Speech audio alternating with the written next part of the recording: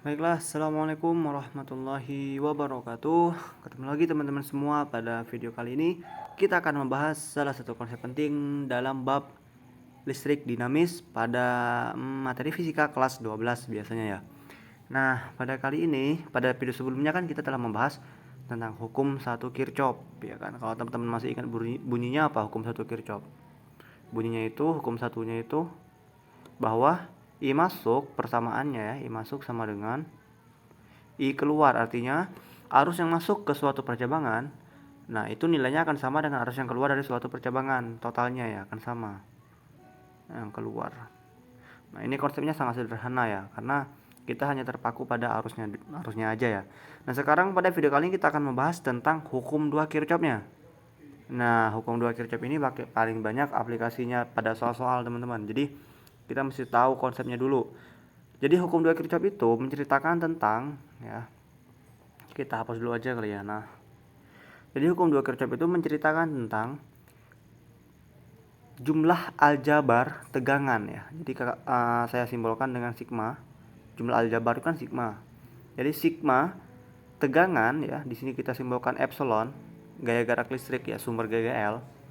Itu ditambah dengan ya I dikali R.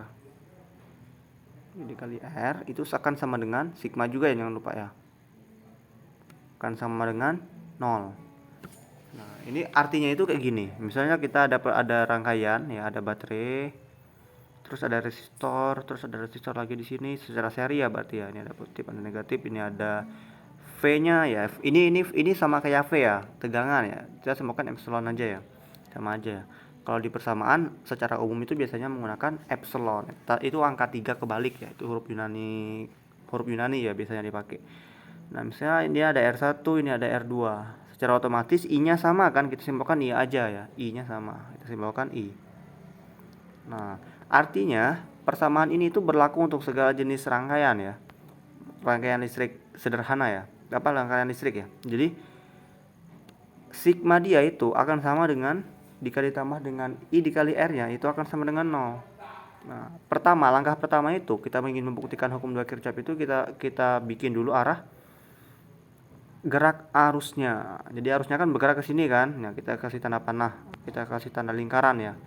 Nah, kemudian kita terpaku pada lingkarannya ya. Pada perputarannya itu mengarah ke baterai ya, mengarah ke baterai. Terus pertama kali perputarannya ini menyentuh sisi negatif baterai ya kan. Kan anggap aja perputarannya dari mana? Misalnya dari sini ya. Dari sini kan ada positif kan, terus dia mengalir. Nah, pertama kali dia menyentuh sisi negatif. Makanya nanti nilai V ini akan negatif. V akan negatif. Kemudian I dikali R-nya akan positif, ditambah I-nya 1, R-nya 2 ya kan, seri kan, kita tinggal jumlahin aja ya. Di video sebelumnya telah dijelaskan mencari resistor pada rangkaian seri. Jadi tinggal kita jumlahin sama dengan 0. Ini kalau kita pindah ruaskan jadinya apa? Jadinya V sama dengan I dikali R1 ditambah R2. Ini seperti hukum ohm biasa ya. Jadi nggak ada bedanya. Tapi tantangan kita itu terletak pada hukum 2 Kirchhoff ini ya. Tantangannya itu biasanya terletak pada loop atau rangkaian ya, yang memiliki, ini tentu rangkaian tertutup ya. Kalau rangkaian terbuka beda nanti ya. Rangkaian tertutup yang memiliki lebih dari satu baterai. Nah, lebih dari satu baterai dan lebih dari satu rangkaian, lebih dari satu loopnya. Misalnya kayak gini, kita kasih contoh. Ada baterai, kita anggap yang satu rangkaian aja dulu ya. Ada baterai, kemudian ada baterai lagi di sini. Kemudian ada resistor di sini. Nah, persamaannya bagaimana hukum 2 Kirchhoff-nya? Yang pertama kali langkahnya itu kita tentukan arah arusnya. Terserah kita mau nentuinnya kemana. Misalnya ini ada 2 volt, ini ada 3 volt. Ini ada 2 ohm. Nah, kalau dari sini kira-kira ketahuan nggak? Kira-kira ketahuan bahwa arusnya akan mengalir dari mana ke mana? Dari rangkaian sederhana ini. Kita bakalan tahu kan arusnya mengalir dari sini ya, atau dari sini justru. Kira-kira besar yang mana voltasenya? Ya, kita bisa tebak ya. Misalnya kita nebak ke sini deh arusnya mengalir. Nah, berarti nanti I-nya ke sini, ada I. Berarti nanti I-nya juga ke sini ya kan. Kan mengalir kan dari sini ke sini. Nah, I-nya udah, arah loopnya udah kita tentuin. Selanjutnya kita masuk ke hukum 2 Kirchhoff-nya, persamaannya, bahwa sigma E epsilon bacanya ditambah dengan sigma IR sama dengan 0. E-nya ada apa aja? Ada dua. Yang pertama ada, kita anggap yang E mana yang pertama? Yang kecil aja dulu ya. Nah, kita lihat perputaran loopnya. Perputarannya itu menyentuh sisi negatif dulu atau sisi positif baterainya. Nah, di sini menyentuh sisi positif baterainya dulu ya kan, perputaran arusnya kan, ya kan. Jadi positif 2, positif ya. Kita tulis, nggak usah ditulis positif juga nggak apa-apa ya. Tapi kita tulis aja positif biar kelihatan gitu ya kan. Kemudian tiganya ini negatif atau positif.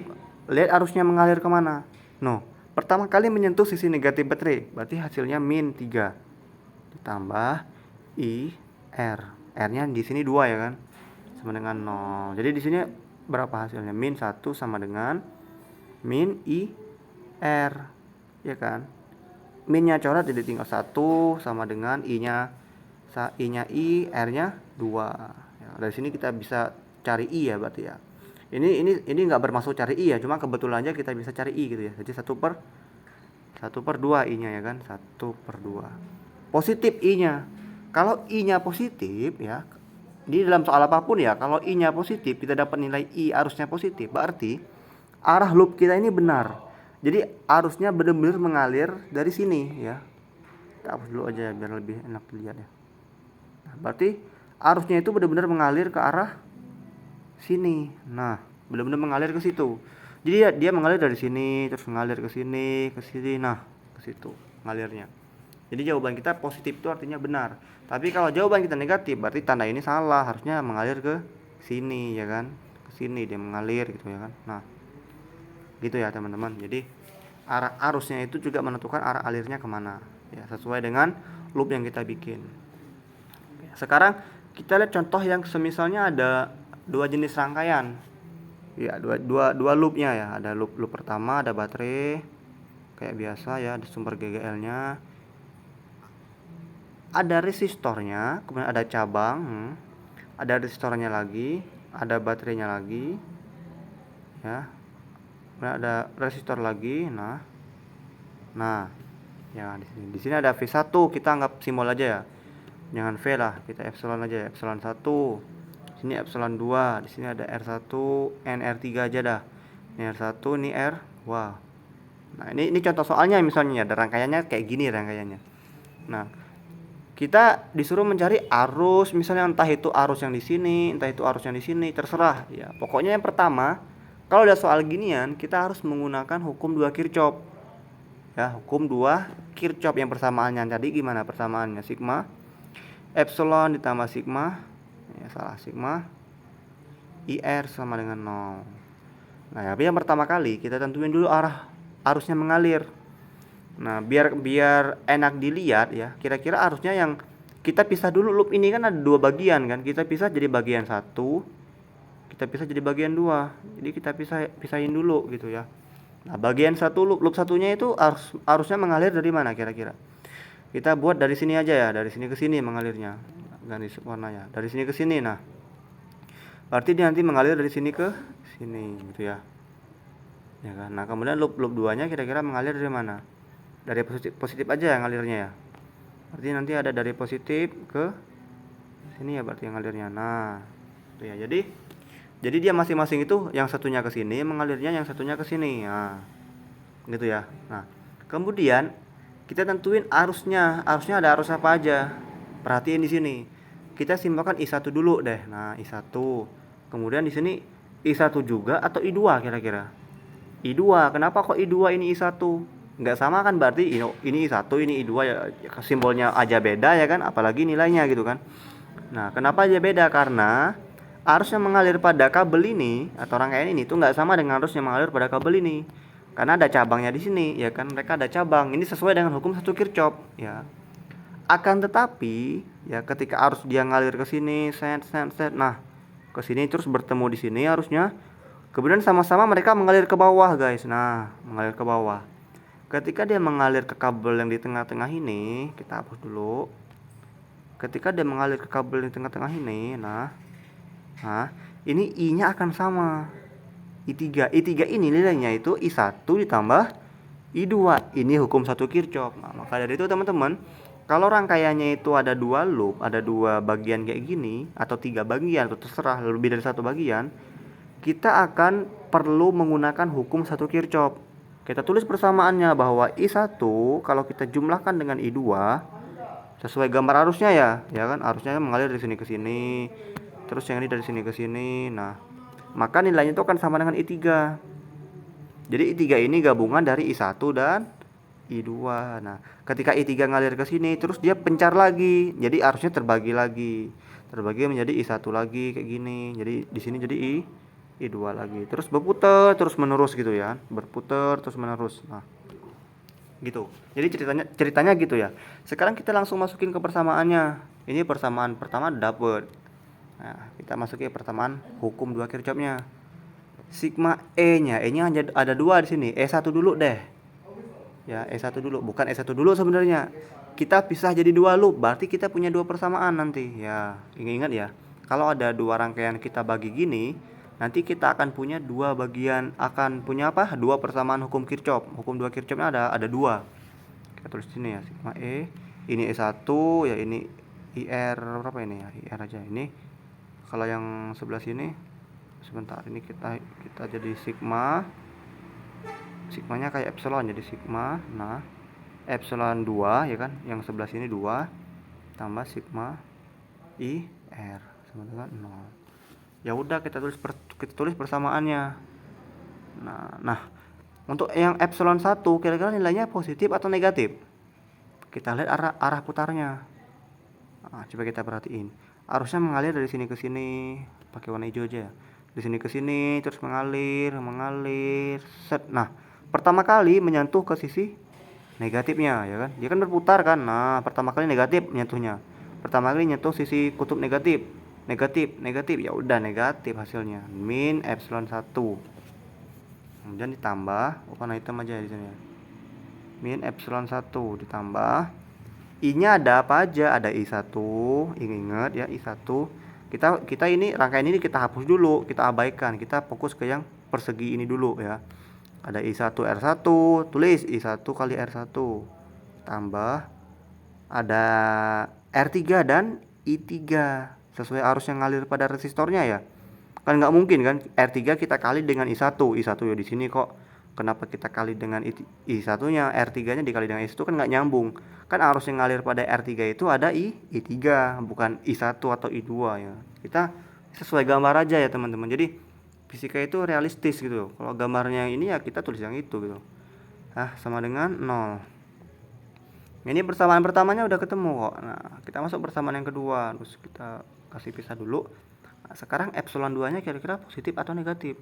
Nah, kita tengok ini. Nah, pertama kali dia nyentuh ke kutub negatif E2. Negatif. Negatif itu yang pendek ya. Nah, kalau ini yang panjang, ini positif, ini negatif. Nah, jadi ini pertama kali nyentuh yang sisi negatif, maka epsilon 2-nya itu akan, kita ganti warna hitam aja deh. Epsilon 2 itu akan negatif ya, ditambah I1-nya.